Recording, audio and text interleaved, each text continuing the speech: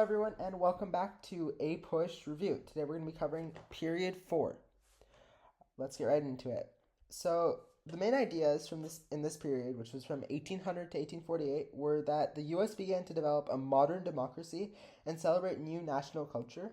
There were many technological and agricultural innovations which strengthened the American economy, and there was a lot more focus on reform and revolutionary change in American society.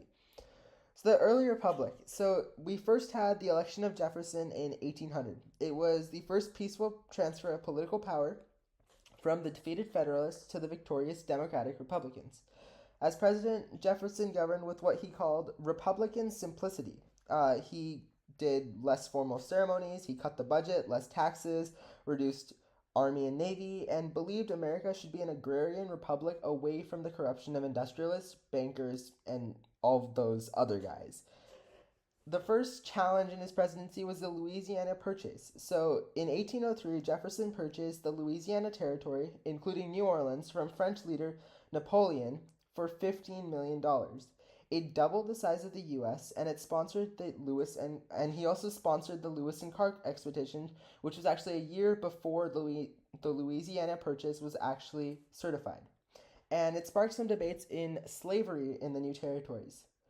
Also, Jefferson actually didn't know that the territory was going to be purchased. He had initially just sent a couple ministers over for trading rights in New Orleans, but they got the offer to actually buy the entire territory because Napoleon was like, well, this isn't serving us anymore, so might as well sell it. So that's how they acquired the Louisiana Territory. Also, on top of that, Jefferson justified this buying of the Louisiana Territory as within his power to make treaties. Marbury versus Madison was the first big court case in this period. There were many that happened, and this is one of the three main ones that you need to know. Chief Justice John Marshall established the principle of judicial review, and he gave the Supreme Court this power to declare a governmental action unconstitutional. And then we also have the Embargo Act of 1807. It stopped all exports of American goods to Europe, and it was very unpopular with the New England shippers.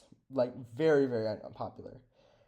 Then the major conflict of this period was the War of 1812. So some of the causes were Americans were outraged by the British policy of impressing American seamen, so they demanded war. And some of the consequences were that it restored American pride and affirmed its independence.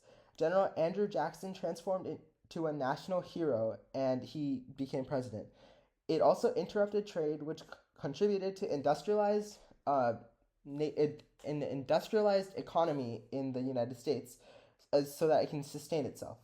And it also resulted in a new spirit of nationalism. Then we have Mr. James Monroe and the era of good feelings. So Henry Clay, we've heard a lot about him. He had this American system. He was also a war hawk for the war, and which basically meant that he was very avid supporter of this war. And he created this thing called the American system. It was a 3-step plan to institute a new national bank charter, create some tariffs after the first tariff in 1816, and some more internal improvements to unite the country. And he favored a strong central government. So his third step, internal improvements, was not approved, but the other two were. Then we have the Monroe Doctrine in 1823. This was James Monroe's final message to Congress, and it declared that the Republican governments in America were different than the systems in Europe, and that the U.S. would not tolerate the creation of new European colonies in America, and it demanded European powers to stay out of America's internal affairs. Basically, what he's saying here is that this territory, Central America, Upper America, and what we have as our America, this is our land. Stay away from us because this is my area. Basically, he was asserting his claim that the U.S. owns this part of the world. And that's why that was really significant. Then we have the Missouri Compromise. So some background for this. There were sectional debates on extending slavery into Western territories. That was shown through the rejection of the Talmadge Amendment. And eventually, Henry Clay was like, we should do a compromise. Well, not really, but he said that Missouri should be inducted as a slave state, Maine should be inducted as a free state, and slavery should be prohibited north of the 36-degree 32nd line. And all you really need to know is that that was just a line, and he was like, okay, that's the top border of Missouri, or the bottom border of Missouri, and everything above it, except for Missouri, should be uh, not state slavery, and everything below it should be free.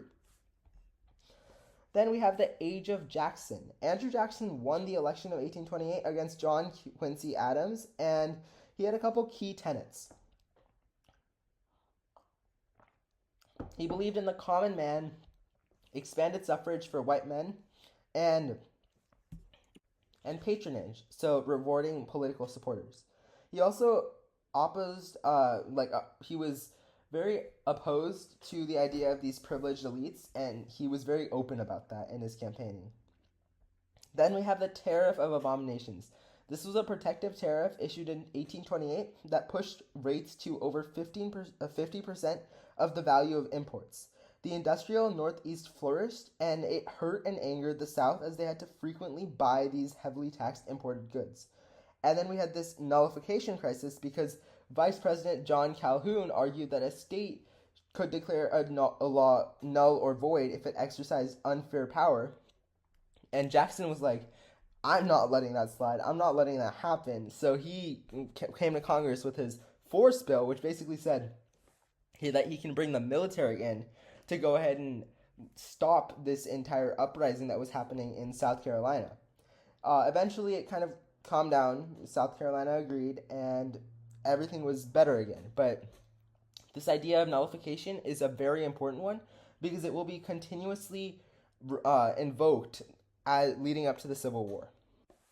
All right, now we have Jackson and the Native Americans. So Jackson had a well-known animosity towards Native Americans, and that was shown through the Indian Removal Act of 1830.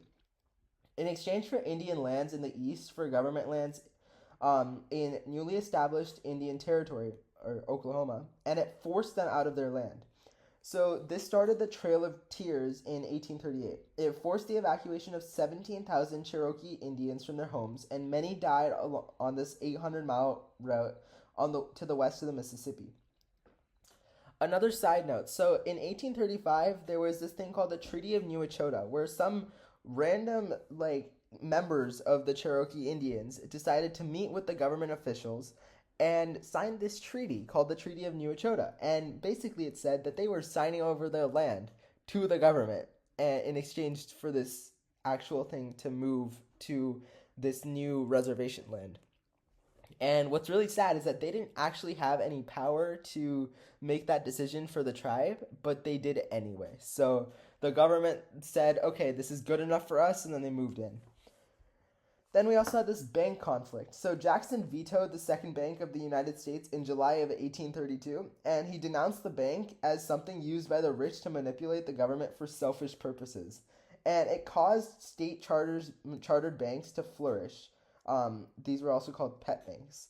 So the problem here is that in 1833, there was this thing called, the crisis of 1833, because Jackson, in vetoing the Second Bank of the United States, kind of caused a financial crisis. So, yeah, that's interesting. Then we have the rise of the Whigs. So the nullification crisis, the Indian Removal Act, the battle over a national bank, and more caused disputes between Americans. Henry Clay, Daniel Webster, and other leaders formed the Whig Party. The Whigs supported a strong federal government, loose construction of the Constitution, and the Second National Bank and Clay's American system. They opposed Andrew Jackson, Indian removal, and Western expansion.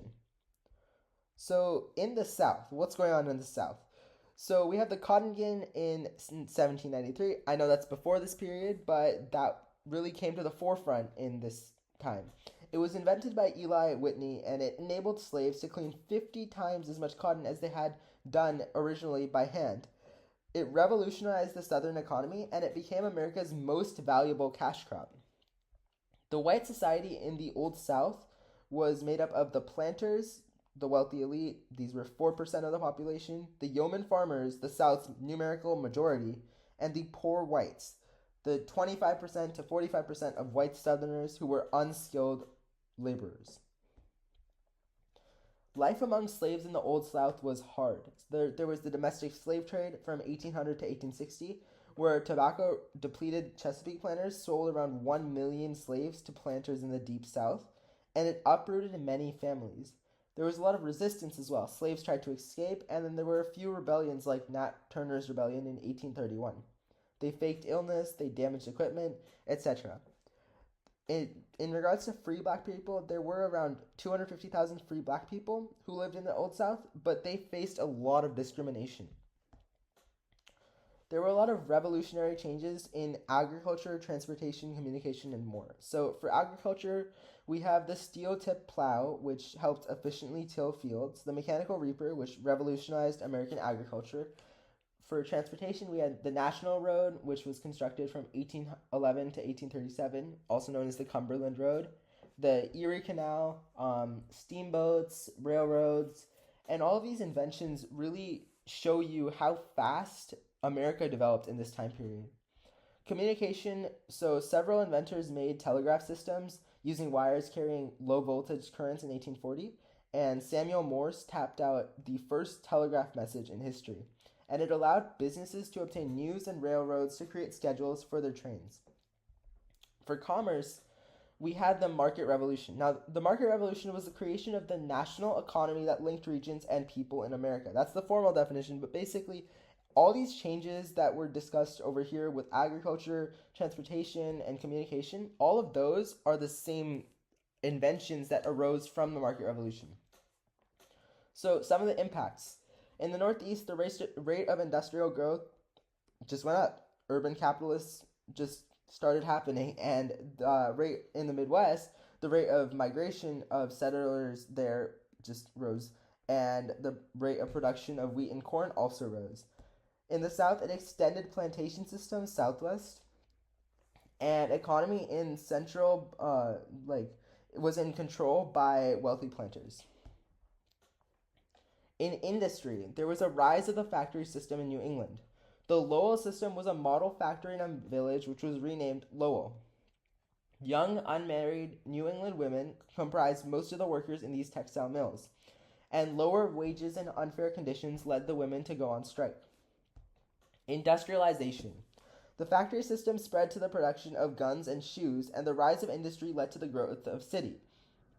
New York City was the first city in America to have more than 1 million people. The first major wave of 19th century immigration took place between 1820 and 1860. Over 5 million people immigrated to America. The majority were from Ireland and Germany, and the Irish were escaping the potato famine in Ireland, and most settled in eastern port cities working unskilled worker jobs. Germans immigrated due to political instability and economic unrest, and most settled in rural areas in the Midwest. This mass immigration sparked the nativism in the Americans. It formed the Know Nothing Party. So some of the reform movements and religion movements and romanticism, that was all starting with the Second Great Awakening. This emphasized that each person is in control of their own spiritual journey and course in life. Perfectionism was the idea that we have faith in the human ability to build a just society. It altered the religious landscape of America, and it inspired multiple reform movements, like the antebellum reform period movements. So in regards to these actual movements, we had one in education, one for the mentally ill with Dorothea Dix, the temperance movement, the anti-slavery crusade with the American Colonization Society in 1817, William Lloyd Garrison's The Liberator and the Anti-Slavery Society in 1833, and Frederick Douglass's Rhetoric, he was a former slave who became an inspirational speaker on his experiences in slavery and the horrors of it, and he persuaded many Northerners on evilness and cruelty. And there was also women's rights and a lot of reform there. The cult of domesticity was the idea that women were only supposed to be mothers and wives. The Seneca Falls Convention directly challenged this in 1848 because feminists, including Elizabeth Cady Stanton, met to discuss women's rights, and there was this Declaration of Sentiments and Resolutions which stated that all men and women are created equal, and it was modeled after the Declaration of Independence. It marked the beginning of the abolitionist movement. And for American culture, there was Romanticism, which was emphasis on emotion and feeling, and Transcendentalism, which was belief in God living within each person, and that everyone has the ability to find spiritual truth. And yeah, that's pretty much it for this period. So if you enjoyed, please leave this video a like and subscribe, and I'll see you in the next one.